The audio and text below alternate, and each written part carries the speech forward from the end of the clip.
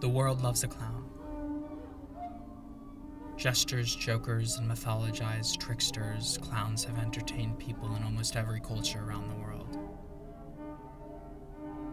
For centuries, they've gotten away with mocking people and talking about taboo subjects without getting into trouble because, hey, wasn't it all fun and games? People of all ages are amused by their jokes, their painted faces, and their absurd costumes.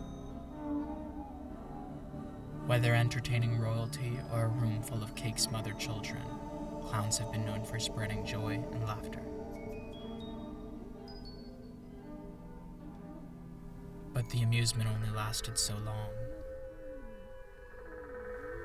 The comedy has ended. These are the last words uttered in the Italian opera Pagliacci that was performed in 1892, in which a jealous husband, disguised as a clown, killed his wife.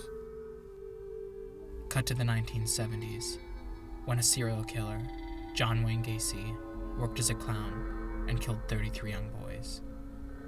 Then, a decade later, Stephen King's It was released.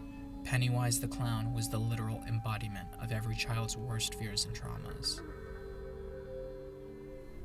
With all these killer clowns running around, it's no wonder why people weren't laughing anymore. And neither was I. My fear of clowns didn't come from an opera, a serial killer, or Pennywise the Clown. It came from my grandparents' beach house near Ocean City, Maryland, where my family vacationed every summer while I was a child. Unlike your typical beach house, my grandparents' house was more like a small, decaying shack tucked away in a swamp-like forest. My grandmother loved clowns, or she somehow got the impression that her grandchildren did. Either way, she decided to decorate the entire children's bedroom with them. The toys, the bedding, the walls, all of it covered in clowns.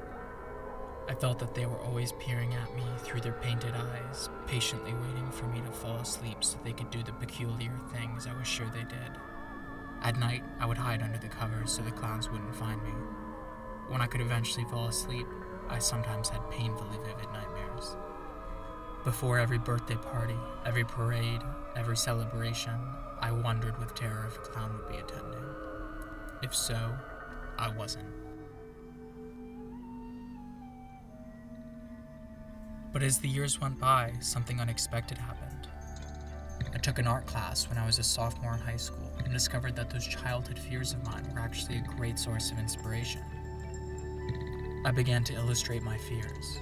I created pieces featuring demons, monsters, abstracted darkness, and surprisingly, clowns. I learned to take hold of my fear of clowns by embracing them. Embracing them gave me power over them.